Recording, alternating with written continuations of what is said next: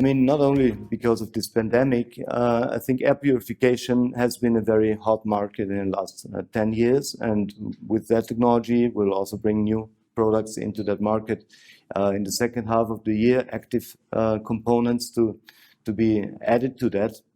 I think the air purifier market in the electronic device market is very interesting, and that's all about human health. Yeah?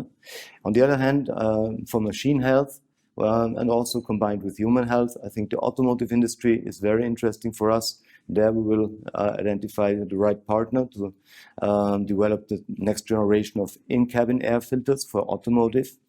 But I think our journey will go beyond to aerospace and even into space also, because in space, our filters, the wet filter technology, really is something that is needed urgently.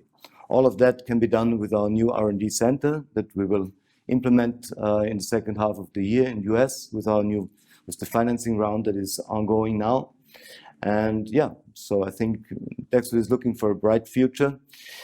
Within 5 years, we will adapt our strategy to become more a licensing company, not only in terms of sales partnerships, but also in technology areas, because our technology is applicable in hundreds of industries. We can't do everything on our own. So over time, we will more become really a pure technology company, licensing the technology to other partners, whoever understands that reusable, long-term, lasting filters are making more sense. We are open to license the technology to them, and so we will come into a lot of industries even that we don't know yet.